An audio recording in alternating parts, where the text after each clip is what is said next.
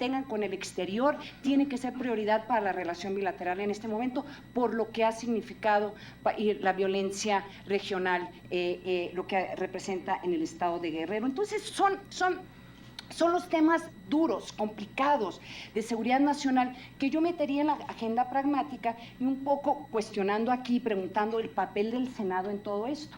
O sea, porque muchas veces yo los veo que están hablando de la agenda política.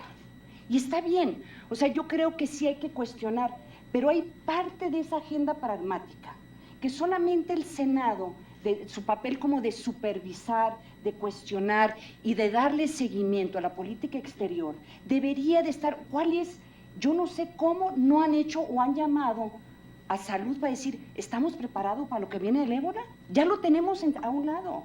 Yo no sé si por qué no han hecho ya un llamado para poder, y más allá de la parte diplomática, porque muchas veces estos temas no solamente es de la diplomacia, de relaciones exteriores, sino tiene que ver con salud, tiene que ver con el CISEN, tiene que ver con gobernación, tiene que ver con otros aspectos del gobierno que muchas veces no se reconoce que juegan un papel fundamental en la política exterior de un país. Entonces, un poco el papel, yo veo el papel del Senado, y es un papel que se juega en muchas partes, es ir cuestionando la agenda política, no solamente con Estados Unidos, sino otros países, pero la agenda pragmática. Aquellos temas que verdaderamente nos están diciendo dos cosas. Uno, si no hay claridad de cómo manejarlos, va a afectar a muchísima gente. Y dos, nos están diciendo algo fundamental, que en estos temas no hay fronteras. Muchas gracias.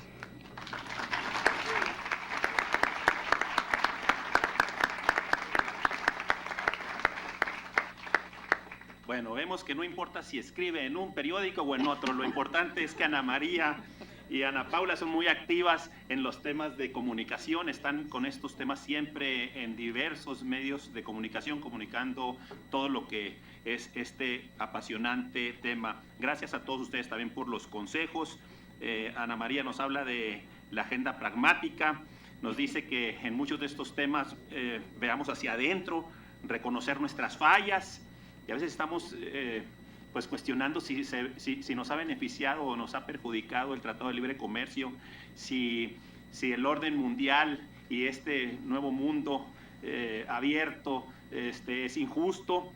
Pues cuando vemos hacia adentro, pues vemos que si estamos en competitividad 64, pues estamos saliendo de esas corrientes de beneficio y oportunidad mundial. Si en temas de competitividad fiscal nos vamos hasta el lugar 110 de 144 países, pues no estamos viendo hacia adentro y estamos buscando o justificando nuestras desgracias en otras partes en lugar de vernos hacia nosotros.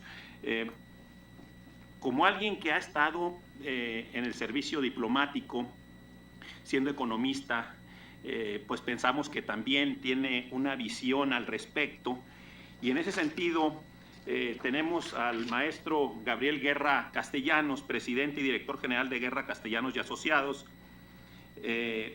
Fue agregado cultural de la Embajada de México en la antigua Unión Soviética, agregado de prensa de la Embajada de México en Alemania, fue cónsul general de México en Toronto, fue también director de Información Internacional de la Presidencia de la República, se desempeñó como presidente y director de Edelman Relaciones Públicas México y Latinoamérica, desde el año 2000 como presidente y director general de la Oficina Ray and Barton de México, es miembro fundador del Consejo Mexicano de Asuntos Internacionales, COMEXI, entre otras participaciones en diversos consejos. Actualmente publica una columna semanal en el periódico, ahora sí, Universal. Ándele, pues gracias, Gabriel, y tienes la palabra. Muchas gracias, senador. No soy economista, es la única aclaración que hago. Uy, pues. Pero ahora sí que me amoldaron. Pero eso es parte de la campaña negra en mi contra, decirme economista.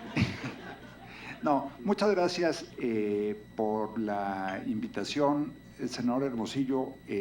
No solo le agradezco, lo felicito porque creo que además de que logró usted un un grupo muy impresionante de ponentes. La temporalidad del foro justo antes de la comparecencia del canciller es particularmente oportuna. No sé qué fue primero, si el huevo o la gallina, o si tiene usted muchas influencias para que viniera mañana el canciller a su glosa. Bueno, gracias, senador Burges, por la presentación. Y yo quiero tratar de no repetir demasiado lo que han dicho ya mis colegas. No es fácil suceder en el uso de la palabra a todos ellos, pero yo empezaría por decir que, y coincido en ello con Ana María Salazar, la política exterior, por encima de todo, y tal vez junto con la política social debería ser la única que sea así, tiene que ser una política de Estado. No puede, no debe ser una extensión de la política interna, no puede, no debe ser una extensión de las posturas o los planteamientos de los partidos. Tiene que ser la que represente, más allá de cualquier otra cosa, el avance y el fortalecimiento del interés nacional.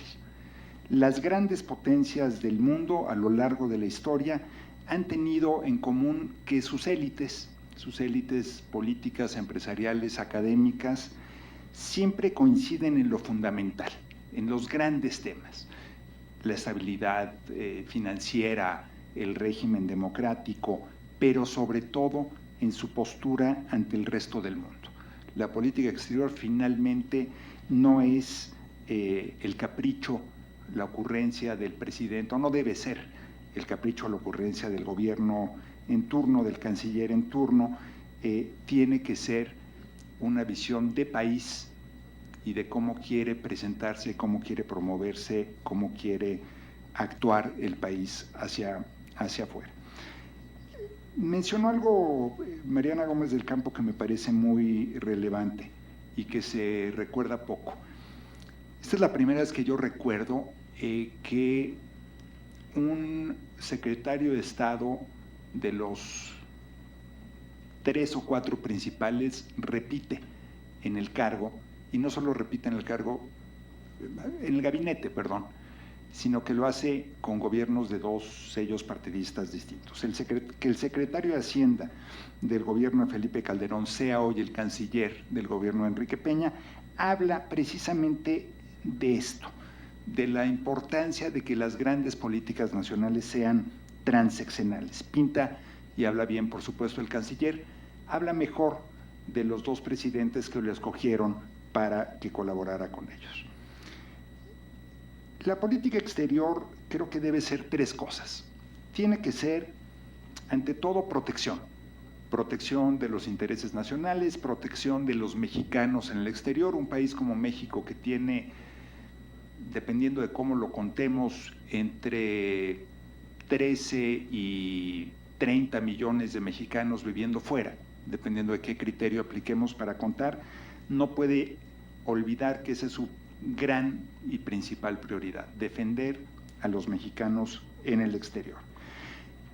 El segundo punto, yo lo llamo las 3 P's, es la promoción. A la política exterior le toca promover al país, promover sus intereses comerciales, promover su historia, promover su imagen, promover su cultura, promover, en resumen, al país. Y finalmente, la prevención. Y la prevención es la más pura expresión de la política y de la diplomacia. Prevenir conflictos, prevenir roces, prevenir dificultades en el ámbito internacional que puedan terminar afectando al interés de México. ¿Qué es lo que no debe ser y que lamentablemente ha sido en el pasado? No debe ser ocurrencias, no deben ser caprichos, no deben ser intereses personales o agendas partidistas. La política exterior tiene que defender, lo dije ya, el interés nacional, pero tiene también que adaptarse a los tiempos. Jorge Chavat habló muy elocuente y claramente de cómo la política exterior defensiva de México, que muchos pueden criticar hoy, pero creo que en su momento, coincido con Jorge, sirvió muy bien al propósito para el que estaba diseñada, que era, por un lado, evitar la intromisión en asuntos internos para un régimen que tenía muchas cosas que no quería presumir en el ámbito externo. También en el tema de la no intervención, no solamente creo que la no intervención fuera para efectos de ocultar o maquillar las partes no democráticas del régimen. Aquí complementaría yo lo que dijo Jorge. Creo que también hay que ver la historia de México y un país vecino de una superpotencia expansiva e invasora tiene, cuando no es una potencia militar, tiene como único recurso el derecho internacional. Entonces, este llamado permanente al derecho internacional, al no uso de la fuerza en la solución de los conflictos, a la no intervención, también trae como herencia lo que ha sido la difícil y complicada vecindad con Estados Unidos. Sé que ya aquí se citó a Porfirio Díaz y la famosa frase aquella no la voy a repetir, pero hablando de cómo la política exterior tiene que adaptarse, les cito una anécdota. Yo fui, además de diplomático en algún momento de la vida, no de carrera, soy de los diplomáticos a la carrera, que así nos llaman en la Cancillería. Fui hijo también de 2 diplomáticos a la carrera. Y mi madre, que fue embajadora de México en Israel, alguna vez le contó la anécdota a un político israelí de la frase que le atribuyen a Porfirio Díaz, la de pobre de México, tan lejos de Dios y tan cerca de los Estados Unidos. Y fíjese, esto fue en los años 70. El israelí dijo, no, embajadora, creo que lo ven mal. Nosotros aquí en Israel decimos al revés, decimos pobre de Israel, tan cerca de Dios y tan lejos de los Estados Unidos. Así que, si nuestra vecindad la hemos entendido mal durante tanto tiempo, más como una amenaza que como una oportunidad, de la misma manera nuestra política exterior se tiene que ir transformando y se tiene que ir adecuando a los tiempos modernos. ¿Qué quiere decir eso? Tener un papel más activo en el escenario internacional, entrarle a los retos no solo de los organismos multilaterales, donde creo que México tiene bastante que presumir a lo largo de su historia, que incluso nos ha ganado un premio Nobel por ahí en todo el tema del desarme nuclear. Creo que dice mucho acerca de mi edad que sea yo el único que en esta mesa recuerde a Alfonso García Robles, pero bueno, pero tiene que ser también una política que nos meta de lleno a los foros en los que ya estamos actuando. Si somos miembros activos de la ONU, ¿por qué este temor permanente a formar parte del Consejo de Seguridad? Ha sido un debate muy largo. Al presidente Fox le tocó ejercer ese periodo como presidente, pero fue fruto del trabajo hecho en los años del gobierno del presidente Zedillo. Al presidente Calderón le tocó sí tomar la decisión y operarla de ser miembros nuevamente del Consejo de Seguridad, pero la candidatura reciente, por ejemplo, para que Emilio Rabasa sea secretario general de la OEA, la decisión de participar activamente en organizaciones de mantenimiento de paz, que era un absurdo. México pagaba con sus cuotas, porque México es de los más cumplidores en la ONU en términos del pago de cuotas. No veo a ningún representante de la Embajada de Estados Unidos aquí, así que no temo un jitomatazo, pero bueno, somos, con todo respeto para nuestros amigos estadounidenses, que son muy buenos pagadores en todo, menos en la ONU, México paga, y paga mucho, y no ocupa el espacio y el lugar que le corresponde. Creo, con todo respeto para quienes han dicho otra cosa, creo que es un debate un poco falso, el de los cascos azules. Al final del día, México va a estar mucho más metido en temas de ayuda humanitaria, de asistencia jurídica, institucional, que en temas de mantenimiento de la paz propiamente. Es decir, yo me imagino, y por lo que he platicado con diplomáticos mexicanos, me imagino mucho más a México participando activamente en temas de la reconstrucción, no solamente de la emergencia permanente que vive Haití, sino de la reconstrucción institucional de Haití, por ejemplo, o en otros lugares del Caribe o en Centroamérica, que, por ejemplo, en Irak o Siria. No veo eso sucediendo, así que no creo que nos debamos ocupar demasiado de eso. Tal vez, en todo caso, sí le propuse ya al canciller Meade que organice un cuerpo de cascos azules para defender la paz mental en algunos lugares en México. Creo que ese es un reto un poco mayor. Bueno, se ha hecho aquí un buen recuento, lo hizo particularmente bien Mariana, pero varios han hecho aquí un recuento de capítulos destacados de la política exterior. Jorge también, en una visión mucho más crítica, habló, por ejemplo, de la reforma migratoria, que yo consideraría en términos de lo que los economistas, para que vea, senador, que ya me contagió usted un poco la vocación economista o econométrica, lo que los economistas llaman el retorno sobre la inversión, probablemente la peor apuesta y la peor inversión que ha hecho México en los últimos 15 años ha sido apostar de la manera que se ha hecho al tema de la reforma migratoria. Porque la reforma migratoria no es un asunto que dependa de nosotros. Bien dijo Jorge, para empezar deberíamos asumir, quiero citar aquí a un ex colega de ustedes, asumir como hombrecitos, diría mi amigo Santiago Krill, que el tema de la migración es un problema nuestro, generado por nosotros. Obviamente nos toca defender los intereses de nuestros paisanos, obviamente nos toca abogar porque no se violen sus derechos laborales, no se violen sus derechos humanos. Haríamos bien también en fijarnos en cómo tratamos nosotros a los migrantes que pasan por México, porque vaya que si ella aplica eso de farol de la calle, oscuridad de la casa, México, la verdad, y creo que ninguno de nosotros tenemos cara para salir a criticar la manera en que tratan a nuestros paisanos en Estados Unidos, viendo lo que permitimos que suceda con los migrantes, principalmente centroamericanos, que atraviesan México en esa ruta. Pero independientemente de eso, el tema de la reforma estuvo mal enfocado desde un principio. Dios santo, me falta todavía la mitad de mi intervención y me queda un minuto. Voy a tener que apretar. Muchas gracias. Bueno, no tienen plan para comer, ¿verdad?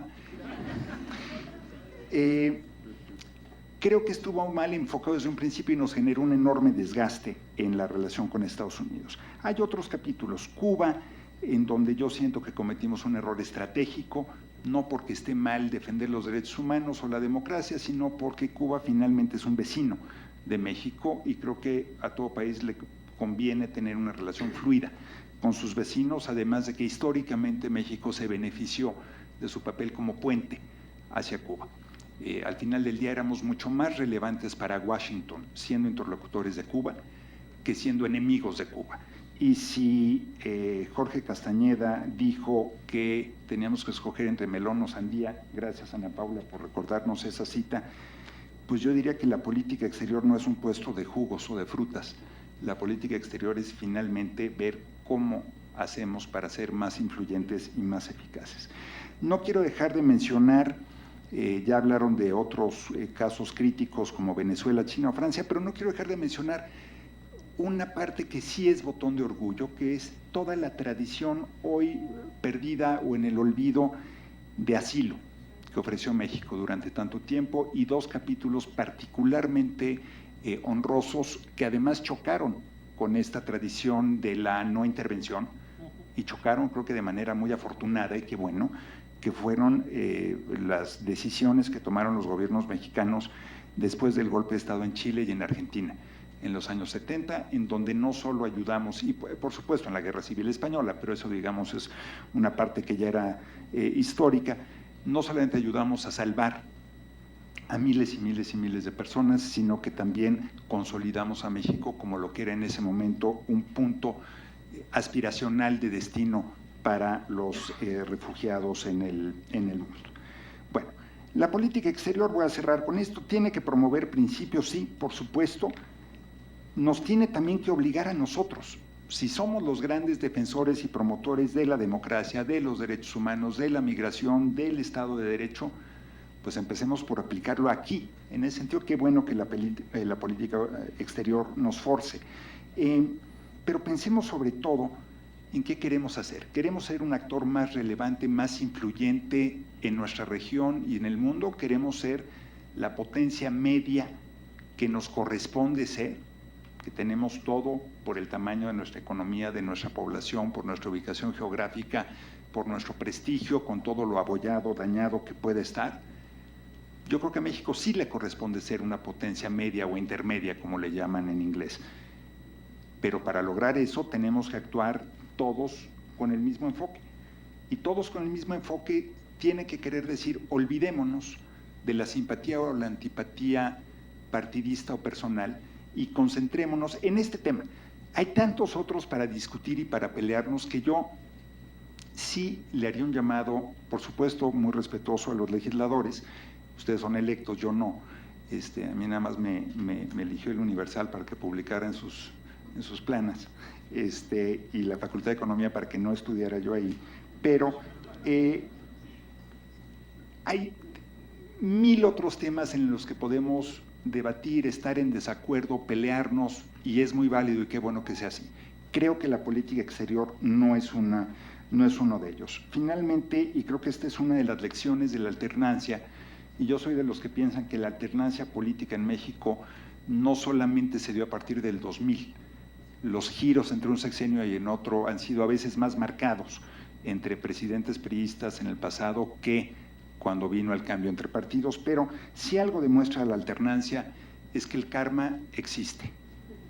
Y todo lo que uno haga, deje de hacer, critique, deje de criticar cuando es gobierno o cuando es oposición, tarde o temprano va a venir a jalarnos un día o una noche los pies en la cama. Así que recordemos eso. Muchísimas gracias de nuevo por esta invitación. Qué honor estar en esta mesa con estos colegas, con estos ponentes y sobre todo qué honor estar en el Senado de la República. Muchas gracias.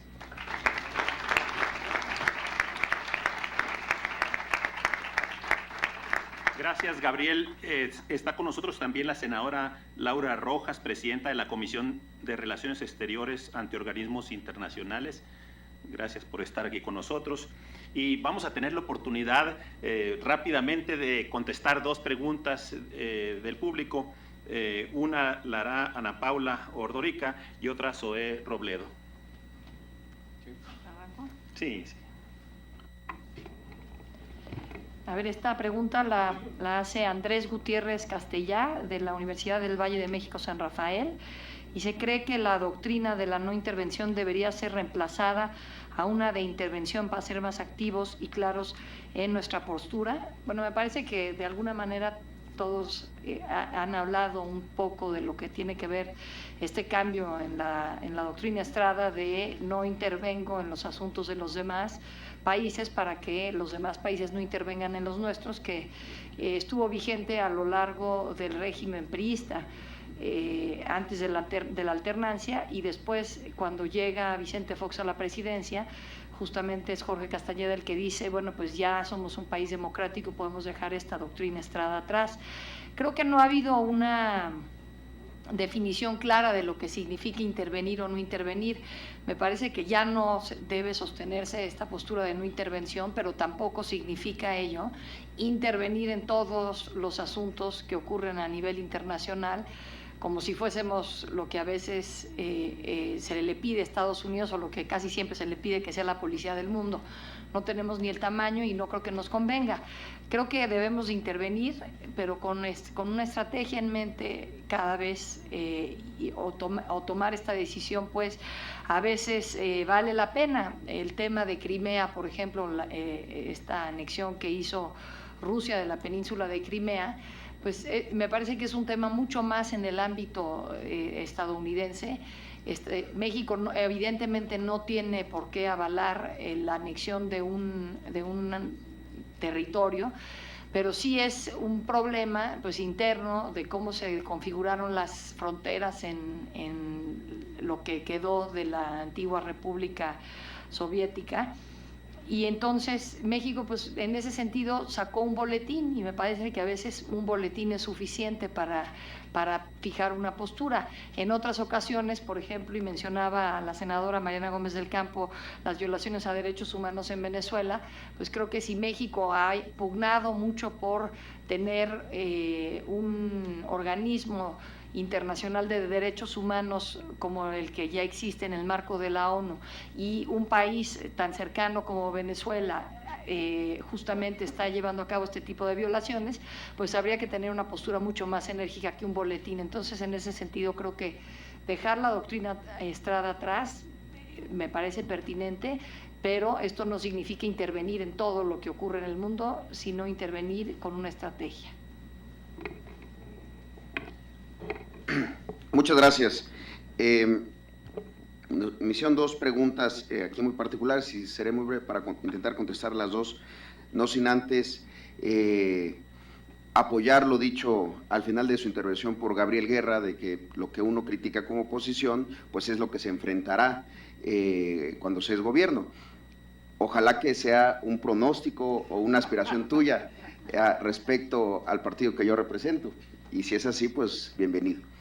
A ver, una pregunta aquí muy concreta que me hace Natalia Arriaga de la Comisión de Defensa Nacional del Senado. O sea, ¿qué tipo de regulación internacional se refiere que deben sujetarse las Fuerzas Armadas para su envío a las operaciones para el mantenimiento de paz de la ONU? Yo lo que me refiero, y me referí el día de ayer en el Pleno, es que hay que revisar que desde el 48, en las 69 misiones de paz que han existido, han muerto 3.263 personas. Las 16 operaciones de mantenimiento de paz que están vigentes el día de hoy, efectivamente, como decía Gabriel, con la salvedad de Haití, que hay un trabajo de reconstrucción posterior al sismo que sufrió aquel país, pues sí se están llevando a cabo en países con situaciones de violencia, de conflicto, que requieren que nuestras tropas o quienes vayan a ir a esas misiones de paz, pues estén protegidos. Solo apenas el viernes pasado, en Mali, emboscaron a cascos azules y murieron 9 cascos azules.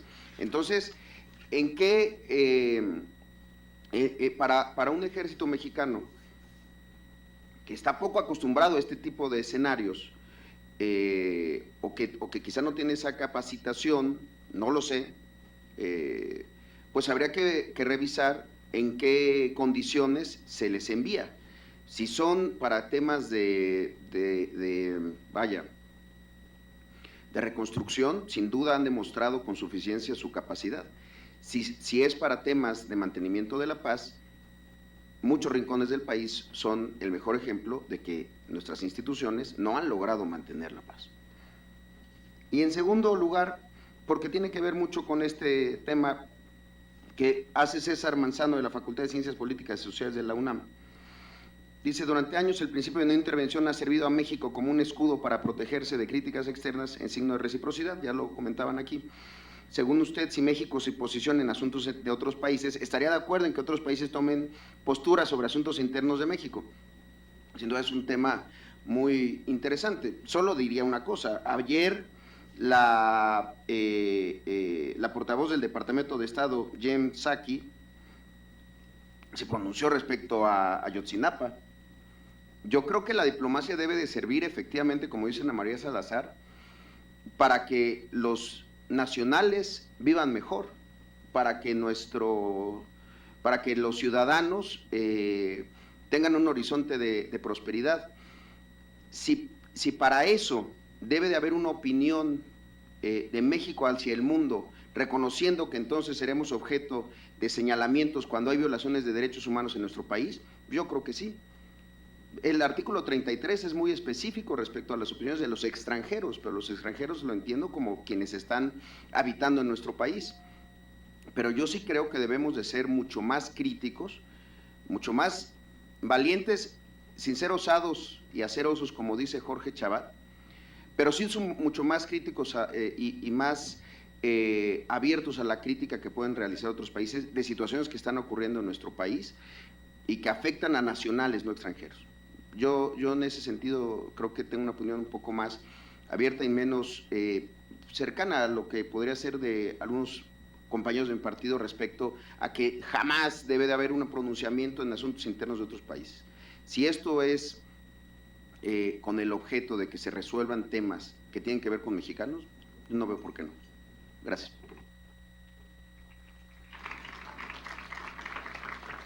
Gracias, senador Robledo.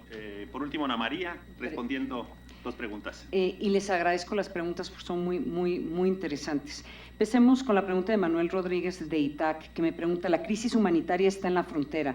Solo en Tijuana se reciben 120,000 deportados por año, al menos 8,000 de ellos son miembros de pandillas. ¿Cuál es la posición de México ante la crisis humanitaria y de seguridad de las poblaciones fronterizas? Los que venimos de la frontera y los senadores que están aquí no me van a dejar mentir. La posición del gobierno de México en términos públicos, no estoy hablando de la agenda pragmática, es que no existe esta crisis en la frontera. Esa es la realidad. ¿Por qué? Porque hablar sobre una crisis humanitaria en la frontera va en contra de esa imagen que está tratando de promover México al exterior. Existe una crisis humanitaria de salud, una crisis económica, una crisis que está reflejada de tanta gente que quiere entrar a Estados Unidos y luego que los deportados los regresan a la frontera. El gobierno de México ha tomado una posición de tratar de ordenar esas deportaciones, pero la realidad es que la política de México tendría que conllevar recursos a Tijuana, recursos para Nogales, recursos para todos, que no está reflejado, porque este no es un tema de los estados, es un tema nacional, es un problema federal, pero por cuidar hasta cierto punto la imagen del país, no reconocen estas realidades y no le dan recursos a los estados para que puedan enfrentar una problemática que es una problemática del gobierno federal. Entonces eso sería mi primera. Y entonces ahí donde está esa decisión de tener una política una política de relaciones exteriores que es más política y no pragmática, ¿sí? Y otro me pregunta cuál es el impacto o cómo afectará el nombramiento de la nueva embajadora de Estados Unidos en México, María Echeveste. Yo conocí a María cuando estaba trabajando en la Casa Blanca y me parece un nombramiento fascinante y un cambio de paradigma. María Echeveste en cierta forma refleja la problemática que ha vivido México y la experiencia que han tenido los migrantes mexicanos que han ido a Estados Unidos a buscar oportunidades, porque no las encontraron en México. María es hijo de braceros, ella cuenta cómo en un momento dado trabajó en el campo y en cierta forma refleja esta idea de entre comillas, el sueño americano, que una hija de braceros, personas que seguramente venían de los estratos de pobreza más marcadas en México, tuvo acceso a las mejores universidades en Estados Unidos, universidades, una pública que es Berkeley y la otra Stanford, y además en un momento dado llegó a ser una de las mujeres más poderosas políticamente porque fue la Deputy Chief of Staff en la Casa Blanca con Bill Clinton. ¿Por qué les cuento todo esto? Porque sí me ha sorprendido las críticas que se han hecho en contra de María. Es muy mexicana, ya sabemos cómo nos va con los mexicanos, o sea, tratan de ser demasiados gringos porque son mexicanos o son hispanos.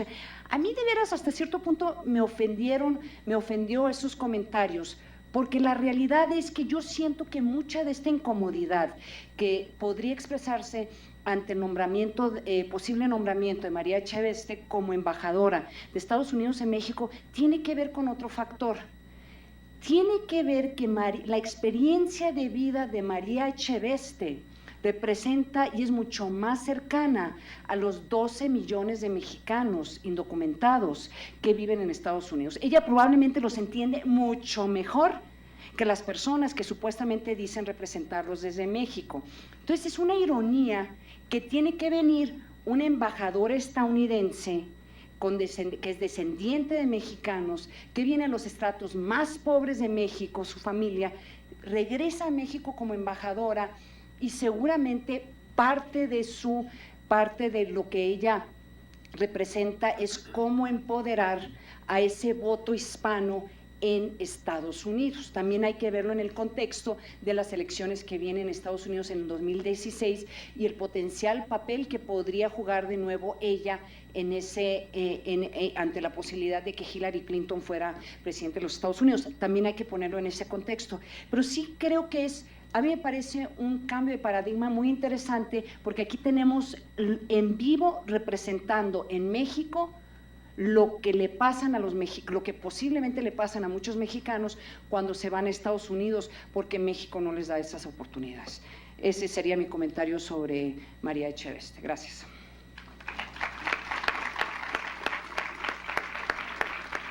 Pues muchas gracias a todas las y los panelistas por estas reflexiones tan interesantes, estos consejos. Yo quisiera, pues como punto final, decirles que retomamos esta propuesta, este consejo de